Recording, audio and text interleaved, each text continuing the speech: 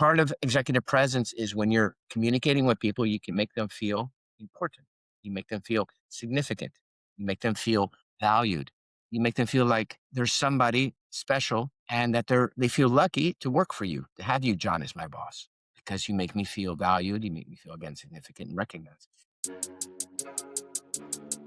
Welcome to Ready Set Exec, the podcast where we sit down with executives across North America to unpack their business, leadership, and expertise. And every other week, join us for Market Watch, all things hiring, real insights and no fluff. Hi, everyone. I'm here with Don Weber, executive corporate trainer, communication expert, and leadership consultant who helps senior leaders, executives, and teams strengthen executive presence, align strategies, and communicate with clarity and impact through his firm, Dr. Weber Coaching. As a member of the Forbes San Francisco Business Council and contributor to outlets like Entrepreneur, he draws on emotional intelligence, psychology, and practical frameworks to guide leaders through high-stakes communication, change management, and performance challenges. Once a shy introvert himself, Don has spent decades transforming leaders across continents, including Fortune 500 executives, high-level public officials, and elite teams to foster understanding and connection that drives results. It's good to have you on, Don. Thank you for having me on. Appreciate it, John. And, we had a little preamble talk about, some of the challenges leaders are facing now in global leadership, let's say. And one of them, I think, is managing different generations in the workforce. We have, I can't even name all the different Gen X, Z, Y, you can name it. There's so many generations now because people are living longer, and you can have people from 40, 60 years difference working in the same company, which is great for ideas and stuff. But in terms of managing and being a leader, it can be challenging in terms of how you communicate to people, right? Especially Gen Z, where half the time I think my kids are speaking another language. So how do you approach those challenges? Well, I think first we should break it down. Maybe we're saying global because Gen Z, for example, in Europe, Northern Europe, where I've worked a lot with university students, is a little different, I think, than Gen Z in the States. I think there's a different mentality. What I'm trying to say is, what I noticed is, it seems to me that the Gen Zers in the universities, whether they're doing undergraduate work or master's work, and they're going into the workforce, they're a little bit more apt at communicating. They're not brilliant like maybe their parents. Europeans are very good communicators in general, but they're not quite as say reserved might be the right word as in the States. But on both sides, whether we're talking Europe or the States, there's a large amount of sensitivity. They tend to be very sensitive to all kinds of stuff. So it's kind of like when you're dealing with them or interacting with them, you have to be really aware of these sensitivities. There are things that maybe to somebody who's 10 or 15 years older would seem like a non-issue, and suddenly it can be an issue. I'll give you an example. And this is not work related. I was at the gym yesterday. I've got my bench there. I've got all these weights there. And I just dropped 270-pound dumbbells. It hurt my wrist and they went down kind of hard.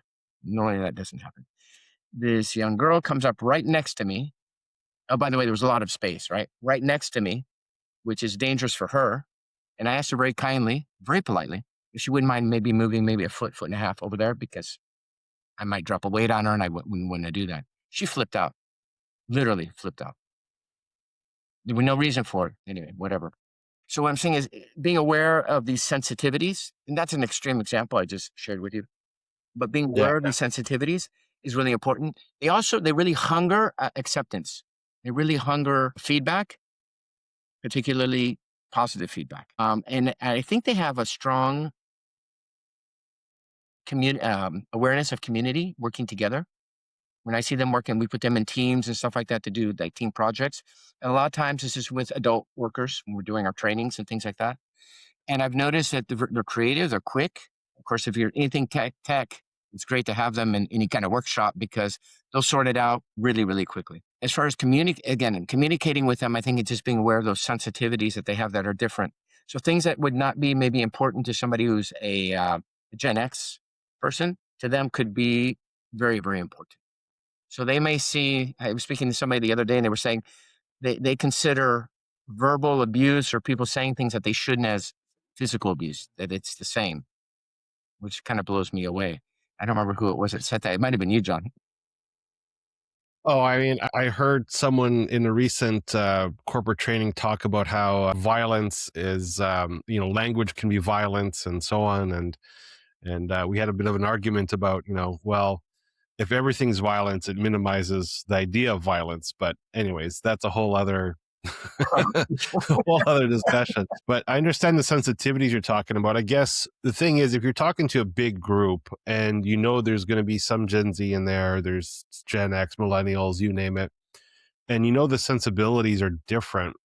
How do you craft a message that resonates with everybody without alienating a group? So, for example, if we're overly sensitive because this is, again, we're talking generalities, so let's not pigeonhole people, but let's say we're being overly sensitive and we're trying to set a deadline or something, and we're being, very wishy-washy about it because we don't want to pressure them and make them, feel the pressure. The rest of the team is like, well, I guess it's not that important, because they may be used to managers being like, get this done. This is your deadline.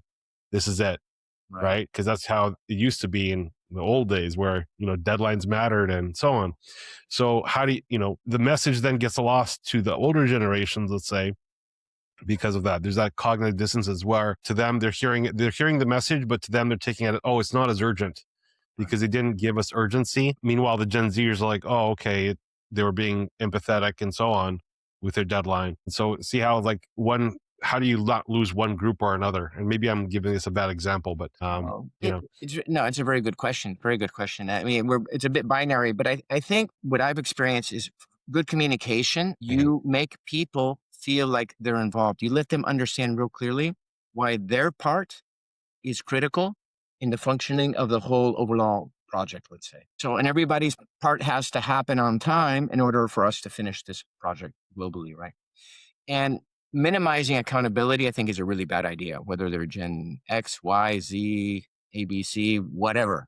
I think accountability is fundamental, and also merit. People need to understand that you need to work for what you get. It is true that some of these younger people will tend to shy away, but not all. It's not, I would say it's a percentage, but not all. I've seen very ambitious people in universities. In fact, in good schools, they still have that tendency where their communication skills are a bit are different. I was going to say lacking, but that's from my perspective, which maybe I should be making a judgment that way. But I think it's how you craft a message and you deliver the message. And how would I deliver a message to someone? There's a few different ways. One is indirect, using, rather than me speaking to you, John, I might speak as an example of somebody else or another company or another situation or maybe another department, probably not in the same company, because I probably don't want to create like bad vibes within the organization. But I might use another company as an example. That's a great way to sometimes get your point across without somebody feeling personally attacked, where they see themselves in that picture and they think, oh, wow, that kind of relates to me. The key to it is making the person feel good at the end of the interaction. And each individual is a little bit different. So identifying what that is. Some people are more sensitive than other people. Some people have much more thick skin, where maybe, I don't know, this may be a good generalization or not. I think introverts tend to be more sensitive than extroverts, generally speaking. And again, I might be mistaken on that, but it seems to me that is a tendency. So delivering the message saying, it might be a good idea. The client is expecting us to turn this out by the 15th of February, let's say. And it might be a good idea that we have everything all together by the 10th to give us 5 days to review, to make sure that all the parts are working and the proposal is good or the solution is good or whatever. Letting them see how their piece, again, fits into the bigger picture. It's not they're just doing a solo mission over here and it has no effect or no bearing on the rest of the organization or the rest of the department or the rest of the team, whatever the situation might be. I don't know if I'm answering your question or if I'm kind of like hitting the fringes. Please.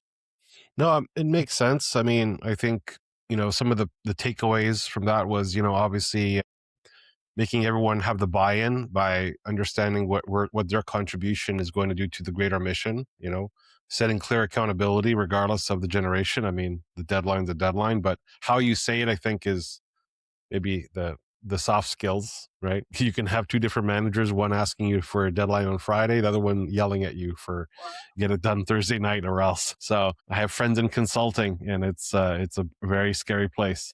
For sure. So So I get that. And I guess these skills are, very much needed in this sort of remote hybrid world we are now, because a lot of times you don't have those off the cuff conversations. You don't have as much FaceTime, let's say, with your employees. So crafting sort of, let's say, being very intentional with setting up time with them, one-on-ones and so on, becomes more and more important in a remote first workplace. I know for myself, I've managed remotely for over 10 years, and you have to set on the calendar, specific one-on-one meetings with every staff member to be able to have that sort of conversation, and be able to talk more than just work for a little bit, because you didn't get to see them in the lunchroom, right? So being intentional with our time, and being very meticulous with, like, did I meet with that person this week? Did we talk? Was it actually a real conversation or just a Slack message or Teams message, right? A lot of difference between that, where a lot of context and things can come out. Uh, but besides that, is there anything else you've noticed in terms of, like, let's say, remote first soft skills that are needed, or things that people need to work on from, let's say, leaders in general, that there's a bit of a gap? Well, I don't know if there's a gap. I mean, a good technique if you're doing it online or in person is, the typical thing, right? Say, well, John, how do you think things are going? What's your perspective on how this project is developing? Do you have some feedback for me or some ideas and maybe what we could do to improve? Blah blah blah. You kind of get an idea where the other person is coming from, right? As a leader, because really, the more information I can gather, the stronger position I am to make decisions and to take actions that need to be maybe rolled out or not. Things maybe I'm not aware of. And of course, the small talk thing is very important too. That connection, because you don't Yeah. meet people in the coffee room, you don't have a coffee with them and all that kind of thing. That's absolutely true. And trying to make people feel comfortable. I mean, I still freak when people are like, oh no, I'm uncomfortable turning on the camera. I mean, I'm talking to you online. I mean, it's safer. There ain't safer. I mean, I don't know how it could be safer, if you get my point. What I'm saying is we're talking on a video conference, right? Yeah. I mean, I saw that with teaching at the college, where they do not require students to be on camera, especially during COVID when I was teaching marketing and sales and so on. And to me, that was wild that there wasn't a requirement, because how do you know if they're paying attention? They're probably just scrolling Instagram and watching reels and so on, and you're teaching, and are they paying attention? But for me, maybe I'm old school, but it's kind of a respect thing of, like, you should be, if you're at work, even if you're remote, you should be able to come on camera, dressed appropriately, business casual, but at least dress appropriately, not, got your curling irons in your hair and half asleep, smoking a cigarette. And, I mean, there's still some decorum we have to kind of maintain, I think, if it's a business. And, I don't know, that should be kind of standard, but I guess for certain people, that's optional now to even be on camera to see your boss. Like, I don't know. That's pretty wild to me. Very well. And they're getting paid. I mean, that's exactly. And you're getting paid. It's like, it doesn't make any sense. But You're on the clock. there's a big toll because of, because of AI. I mean, everything that you're reading, companies are requiring employees to come into the office more and more. We're going back into that. We're going back in that direction, and there's going to be pushback on it. But I think it's going to continue because the job markets are getting softer. We're seeing massive amounts of layoffs in the white collar sector. University students are having a harder time getting jobs in the past. And it used to be you come out of university and you had a job like that. I mean, assuming your grades were decent and you didn't study, I don't know, there's nothing wrong with studying philosophy, but that might be a harder degree to get a job like that. But if you had decent grades and you came out with, I don't know, a degree in engineering or business or something or finance, you get employed pretty quickly, or at least have opportunities. But there is a big push. There's a lot of layoffs. I mean, UPS laid off 48,000 people in 2025. They just announced another 30,000. Home Depot announced last week 800 people. Federal Express is planning to do massive layoffs as well. Microsoft has done 9,000. I think they're projected to do somewhat closer to 70. And these numbers are coming from people actually I know that work for some of these companies. Some of it's public, but not all of it. So there's big things that are happening, and it's all white collar administrative stuff. So what I'm getting at is less jobs. So it's going to be a lot of demand for jobs, less jobs. So people are going to be kind of stuck. It's like, if I want to work, I got to do what they tell me to do.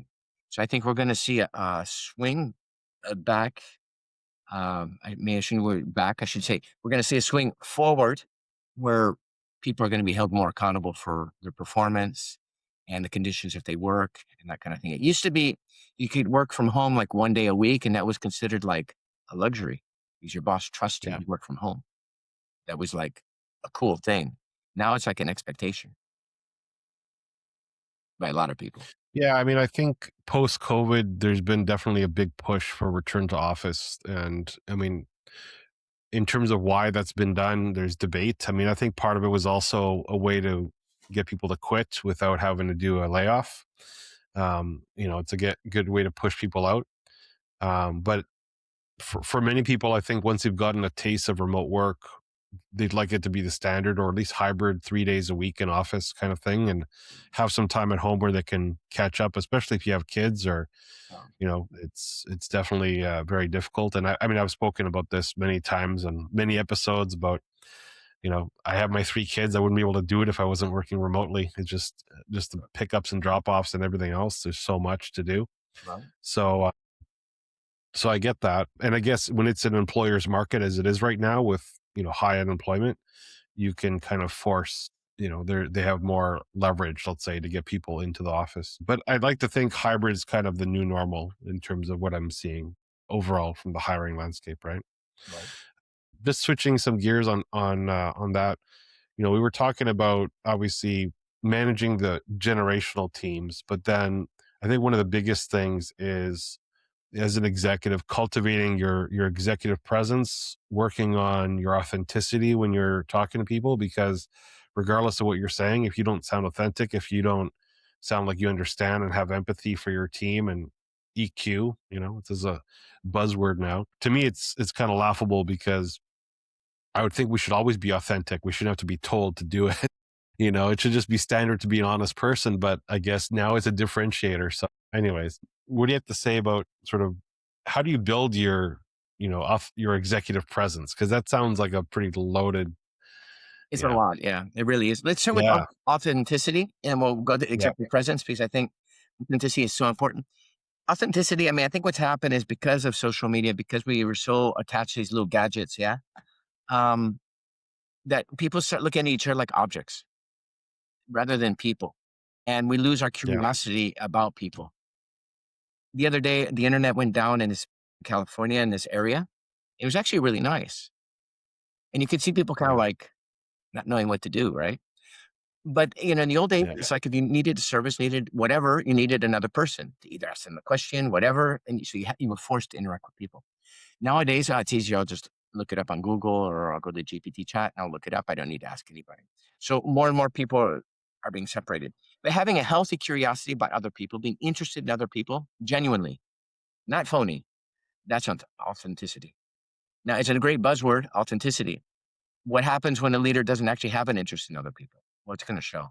They can try to fake it, but it's going to leak out. You can only fake it for so long. Even if you're a great actor, eventually it's going to show. It's just no way of getting around it. And part of executive presence is when you're communicating with people, you can make them feel important. You make them feel significant. You make them feel valued. You make them feel like there's somebody special and that they feel lucky to work for you, to have you, John, as my boss, because you make me feel valued. You make me feel, again, significant and recognized. Those characteristics are really critical for a good leader, a good manager. Because why? I'm going to work harder for you. I'm instantly going to have more motivation. You ask me to do something, I'm probably going to do it with a lot more engagement and a lot more desire to make you happy, to please you. Now, let's flip it around. Let's say I really don't like you. I don't think you give a rat's, backside about me and so forth and so on. You ask me for something. I'll do it because you're paying me and you're my boss, but it's not going to probably have the same energy behind it. I'm probably not going to work a Saturday or a part of my Sunday or something like that if necessary to get it done. Highly unlikely. I'll just do the minimum of the basic to get it done and get it back to you. So I think that's part of it. And there's the other element of executive presence when we talk about going on the stage or when you walk into a room.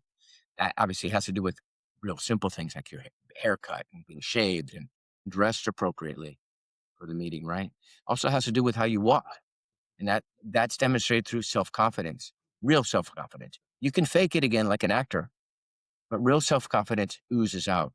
So what do self-confident people do? Well, when they walk into a room, you don't see them like fidgeting and running around and stuff. Slow, they're purposeful.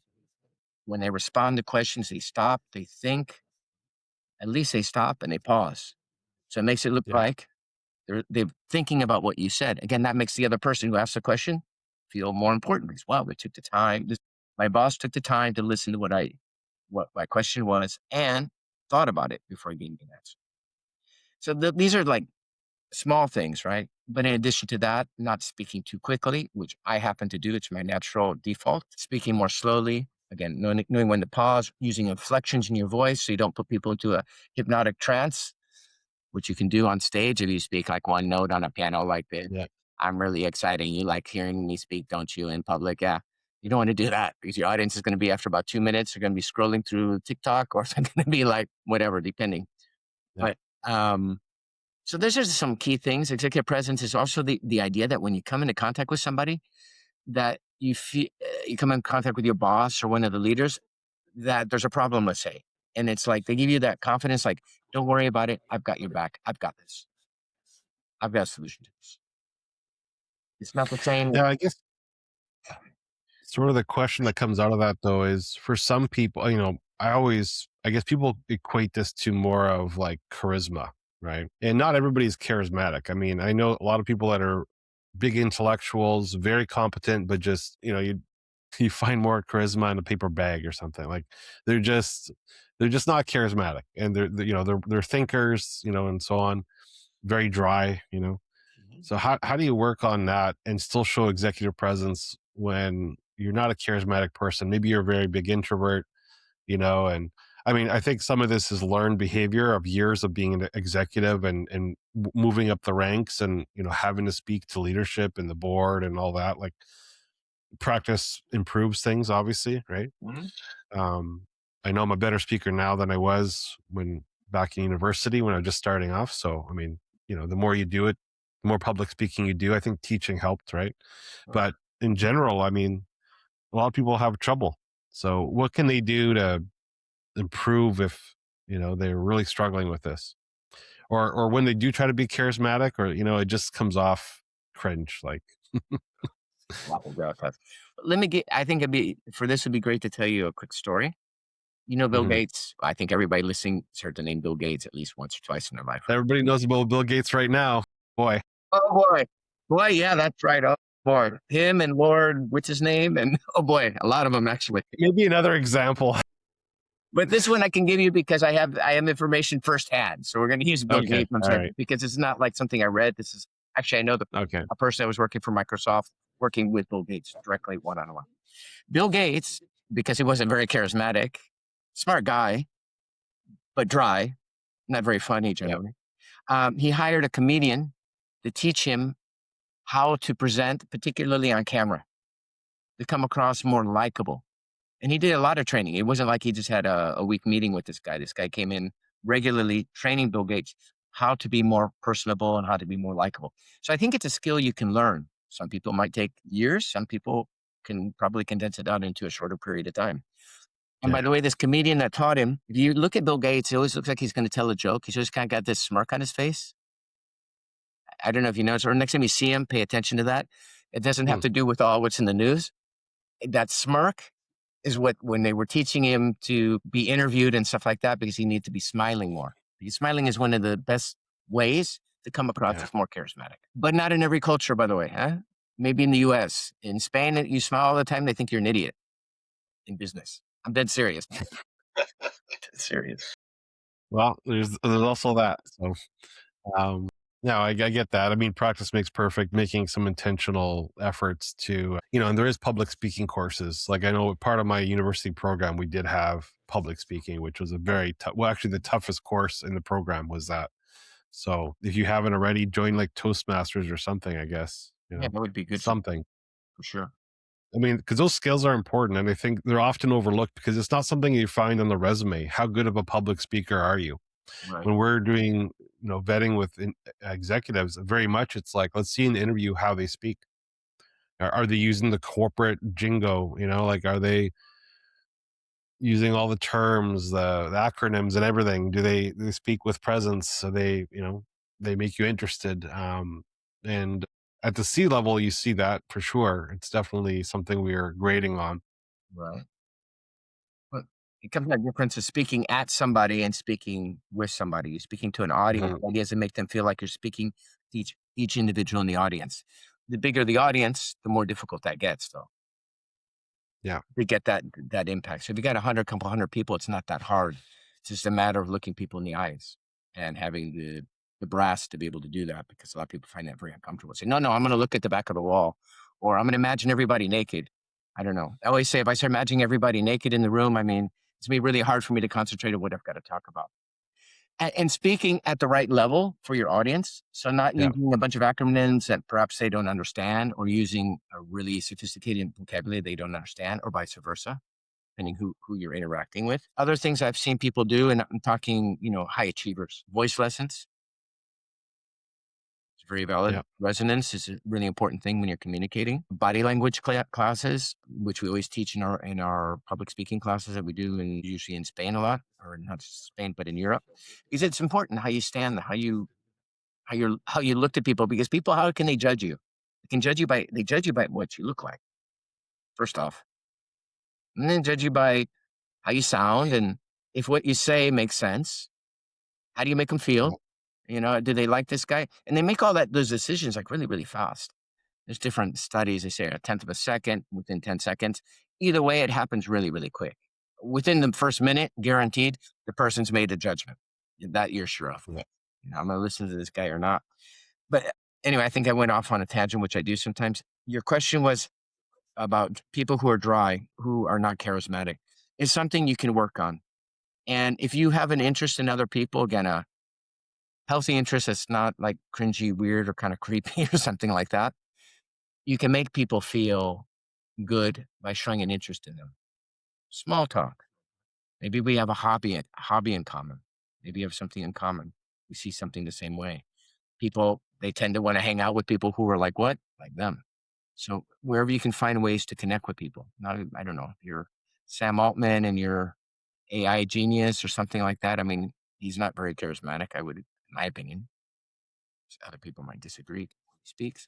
He sounds almost a bit robotic. Or Elon Musk, for example, another really brilliant guy, but same thing. He sounds almost like a machine when he's talking.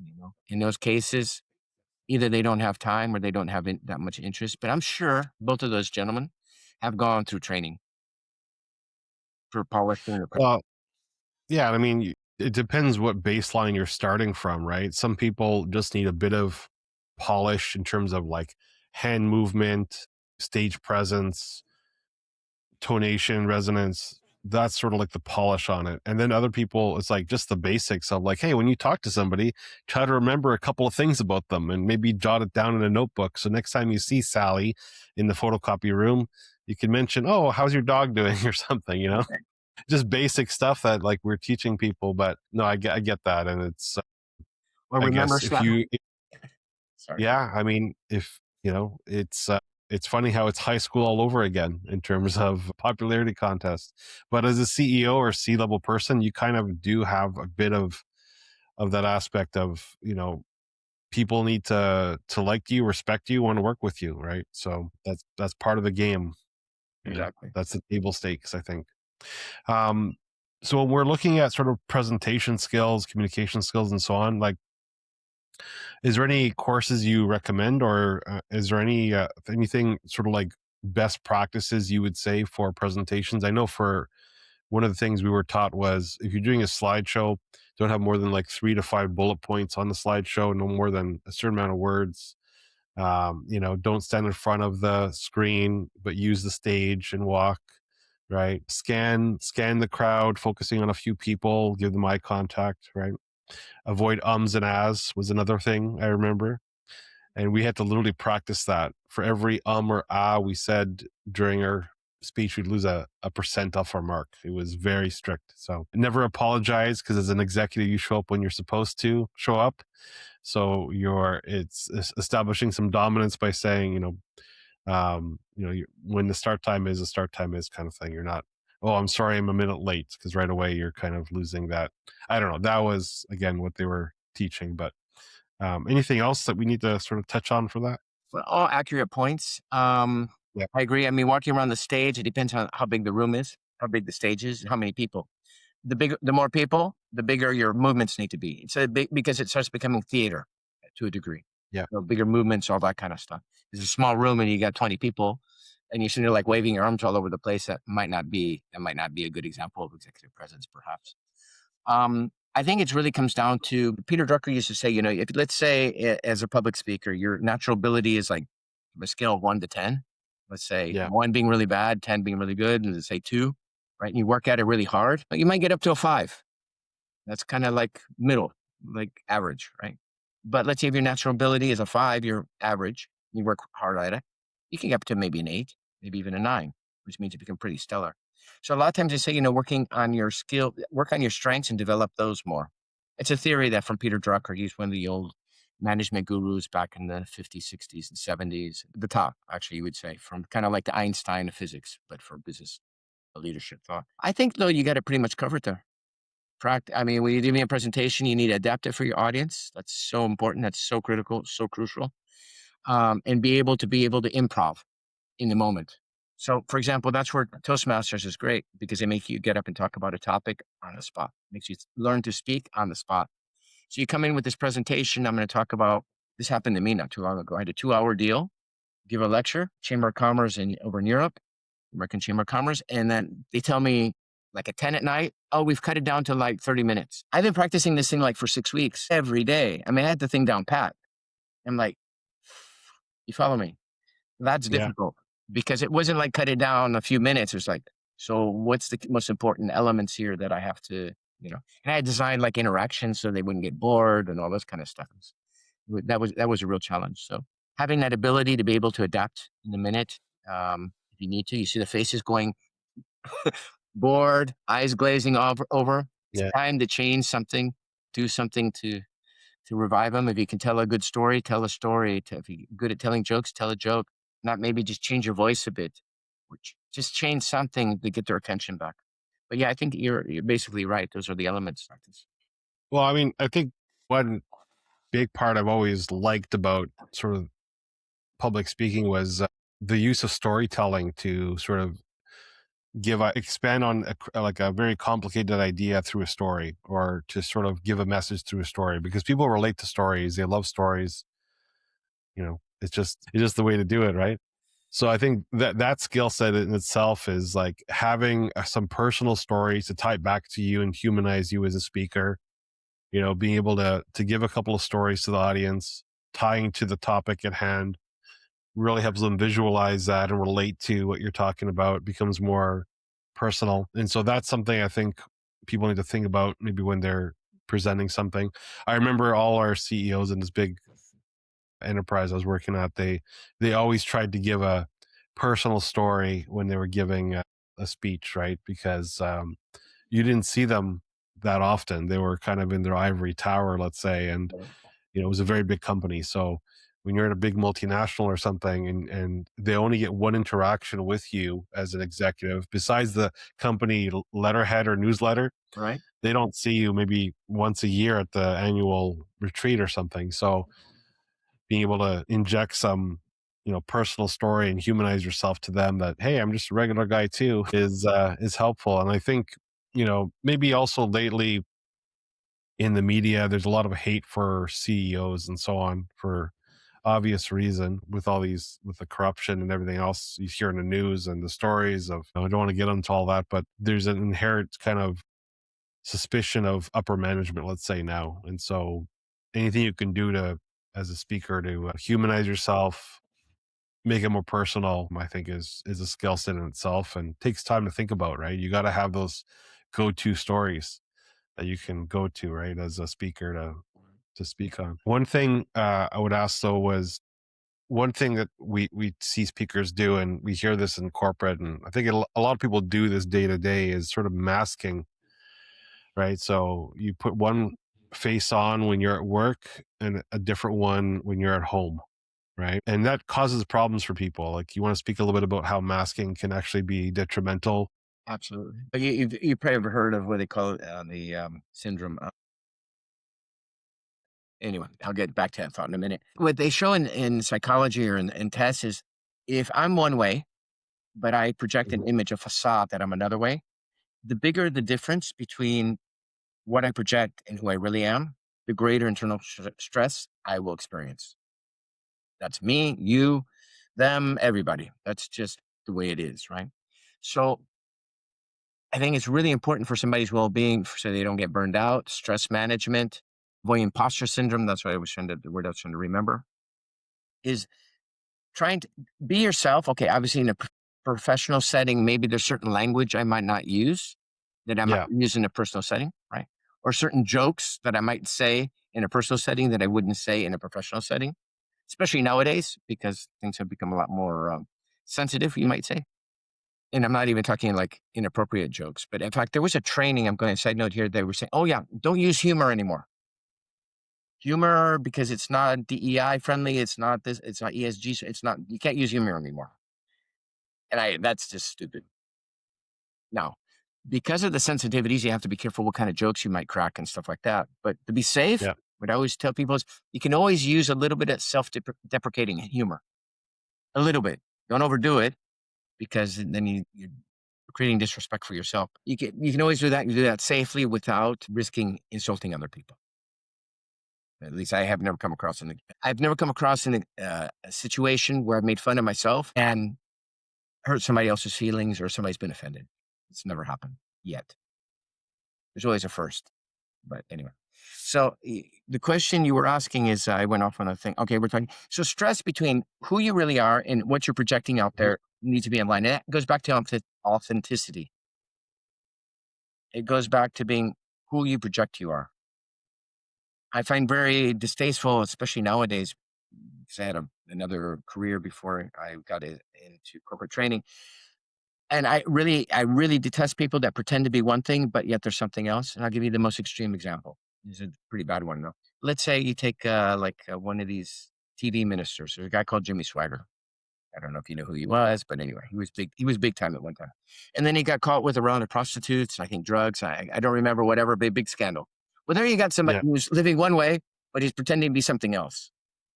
Yeah. That guy's got to have major stress, major issues between those two things. Now that's the extreme, right?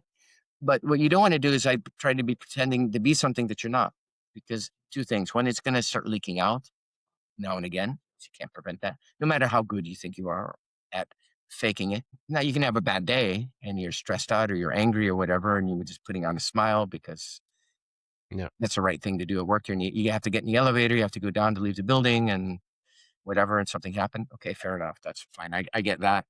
But doing it all the time, it creates tremendous internal stress for the person and cause actually psychological damage over a period of time. So it's I think imperative for somebody's mental health and well-being that there's at least closely as a line. Everybody wears a mask. We wear this mask. We all do it. Everyone. I don't know any exceptions. Maybe the Dalai Lama, maybe not. I have no idea. But again, we all wear a mask, and that's the image we want to project to others. How we want other people to see us. And then Yeah. the real me, the real Don Weber, right? Again, the less disparity that there are between the two, the less stress I will experience. The more disparity, the greater the stress. I think that pretty much summarizes it. Yeah, I guess that can be. I mean, some people do it without even knowing they're doing it, right? I mean, they're not really self-aware that they're being a hypocrite. Or, I mean, the hypocrisy is the worst piece of this, I think, for people when they find out. I mean, I think we've seen a lot of our heroes growing up turn into big creeps, in the news. So that disparity is shocking, let's say, right? But in the corporate world, I think, yeah, I mean, you want to be your authentic self at work, but you also need to feel psychologically safe to do that at work, right? So sometimes the masking is almost like a defense mechanism because at work you can't be yourself because everybody is a certain way or the expectations are a certain way or management, the culture is a certain way, right? So I guess that's part of like when you're choosing where you're going to work, you want to be able to choose a place that you can be your authentic self and not have to overly mask. I mean, yes, as you said before, the example of you have a bad day, you kind of still got to put a good face on at work. That's just sucking it up and, you got a job to do. But if you're having to do that every day, because if you're not all perky at work or something, your boss is going to say something. Yeah, that can take a toll, as you said, right? For sure. I mean, just think about, let's say you hate your boss. Imagine that, right? And every day you got to be putting on a good face. Well, that's just going to wear on you day after day, week after week. Yeah. I mean, it's like torture, basically. I mean, you can't, and if you can't, again, we all wear a facade. Having a little bit of a facade, there's nothing unhealthy about that. That's normal. It doesn't matter when it goes too far. And I'm sure you've met people, John, and we all have, where you meet somebody and there's just something really off about their personality. I mean, like really off. Yeah. There's something that's not right. Oftentimes they have psychological things, like borderline personality disorders or stuff like that. But there's just something really like with this person is like, that's an example where somebody is, what they're projecting is completely different than what's actually inside. I could give you a story. Why not? I dated a girl once who had a borderline personality disorder. Now there's a bunch of different kinds, right? I didn't know she had this thing. We went out for about 4 months. And the cool thing about the relationship at the beginning when it started is, John, she was just like me. It was amazing. She liked to work out. She liked the same music. She liked the same food. In fact, it started getting a little bit spooky about 2 months into it. I mean, we weren't living together, so I saw her a few days a week, but Grace was kind of going, this is a little bit creepy. And then one day she asked me, she goes, have you noticed there's something weird about me? I go, no. And then she told me what the deal was. Poor girl. But in that particular case, what she would do is she would just borrow your personality or mine or whoever she was hanging out with and just reflect back what you are, which is kind of, that's a kind of a weird, that's maybe not so much for corporations and stuff like that, but a very trippy situation. Anyway, I removed myself from that relationship. Yeah. Sometimes you just got to run. Be fast. Yeah. And I guess, run.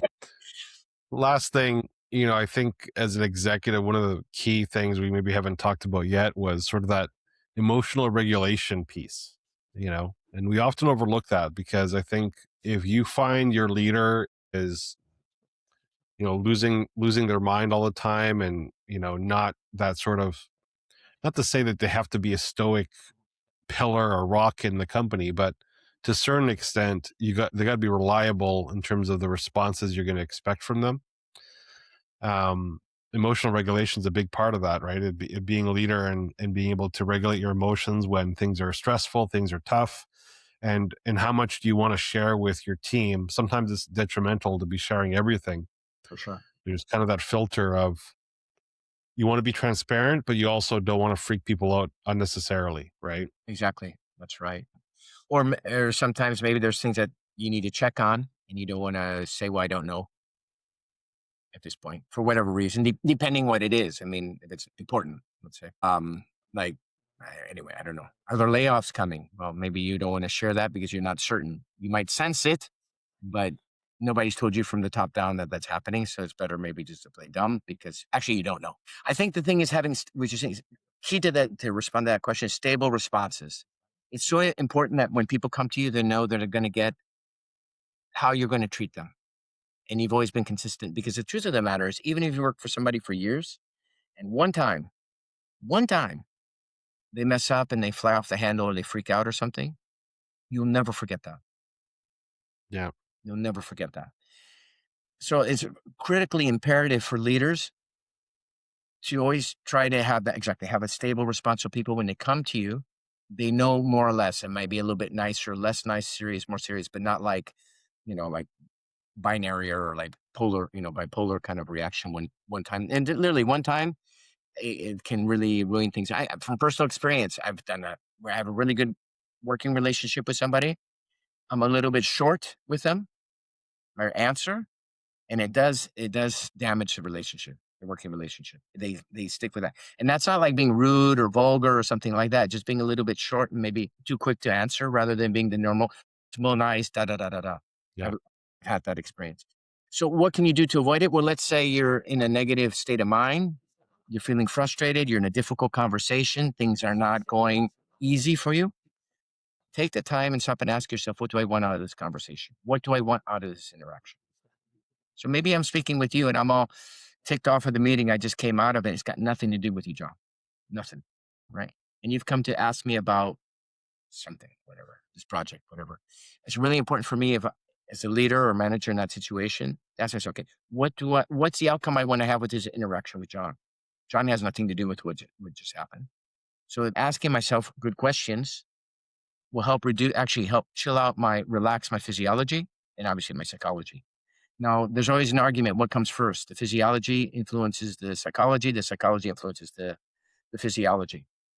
Either way, it's not really that important. When your physiology, when you jump into flight or freeze mode, adrenaline, cortisol goes through the body, and the body reacts in certain ways.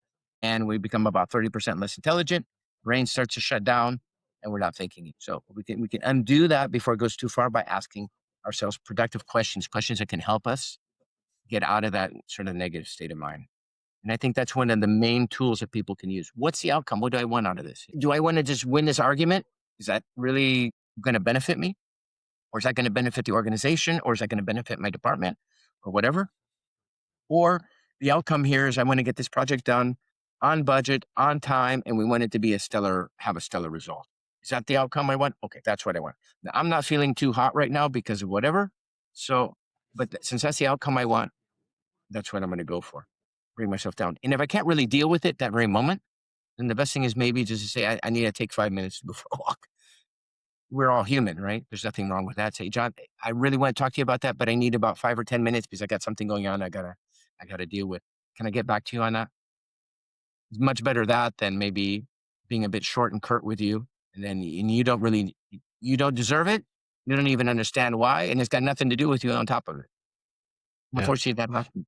Being self-aware of your own mental state, I think, when you're going into a meeting or something is important, being able to take time if needed. And I mean, you don't have to have all the answers all the time. You can ask for some time yourself if you need it, right? So I think that's the self-reflection part of like, how am I going to respond right now is kind of important because, as you said, like not everyone's at fault for your current situation you're in, and they won't understand too. Like if they're not doing your job, they don't know the stress you're under. So it's they may not be completely unaware of how you're feeling, right? And so you have to keep that in mind, I guess. But as you said, it's self-reflecting, maybe doing that I don't know if we call it procedure, but taking a moment to reflect before you start answering questions or getting involved in a conversation when you're heated, And I mean, I've known some people that need like a whole day to calm down when they're stressed, and others, okay, give me 5 minutes, I'm all right. Mm-hmm. Take a deep breath. I know for me, it's always been the gym. If I go to the gym for an hour, I'm good.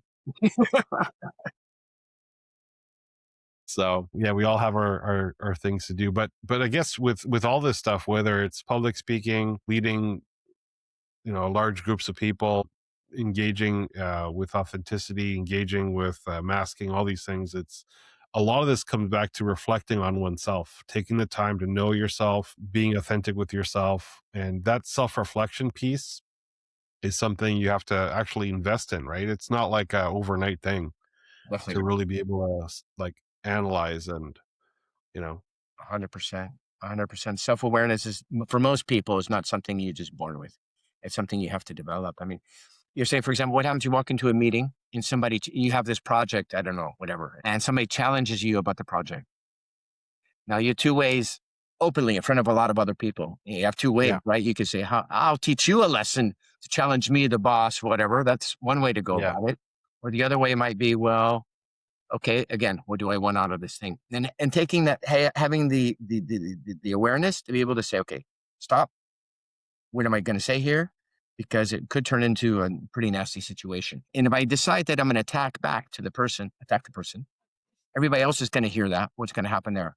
Well, people are going to clam up. They're not going to share their ideas. They're going to be thinking, what a jerk he is. It's not going to help. No, it's not going to help in any way.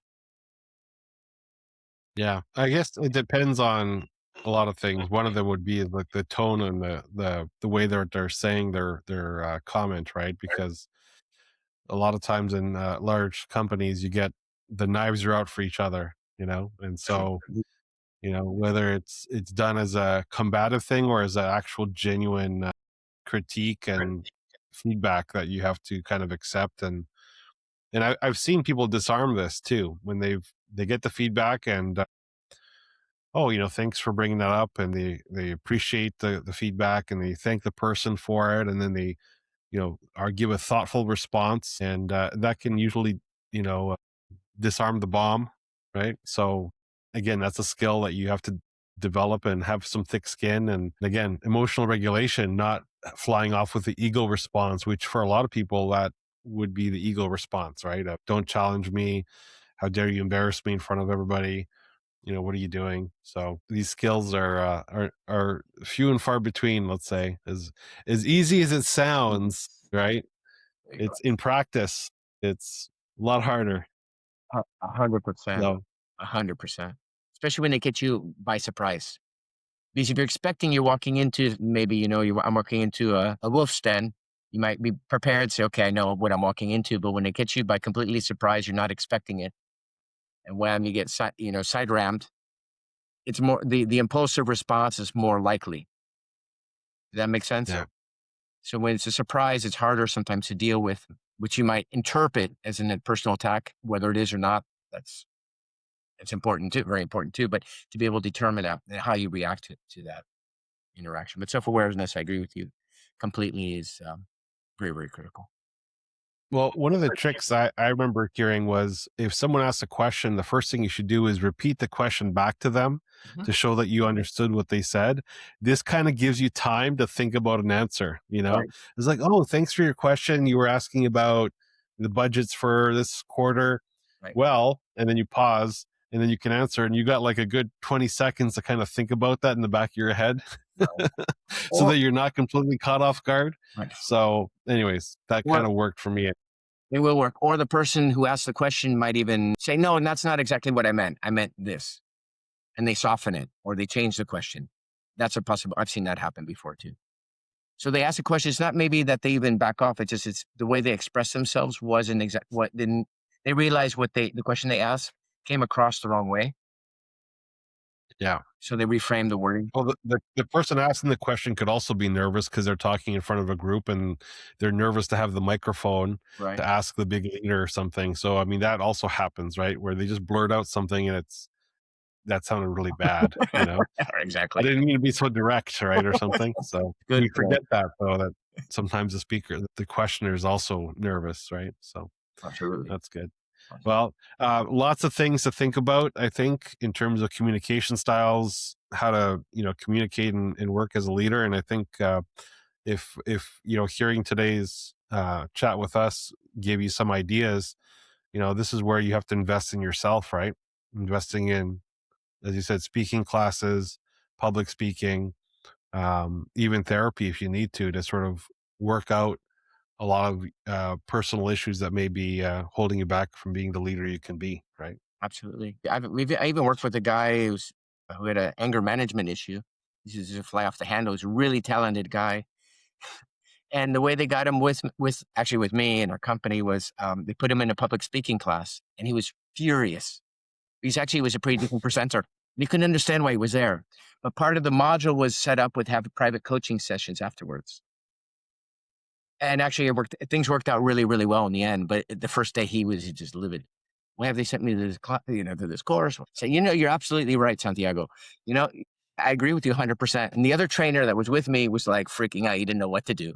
And Santiago's looking at, you agree with me? I said, absolutely. I don't know why HR sent you here. It doesn't make any sense whatsoever. But let's just try to make the best we can. We can have fun, and think about this so you get to get them off and whatever. And I made sure I gave him a little bit of special attention. So he felt a little bit special. And he's actually a very cool guy. A very cool guy. I got to know him. Well, it doesn't have to be pulling teeth. If anything, it's for your own good, right? So that's absolutely right. Yeah, absolutely right. Well, I appreciate you being on the podcast today. Sure. Thank you, John. I appreciate it as well. Thank you for having me on.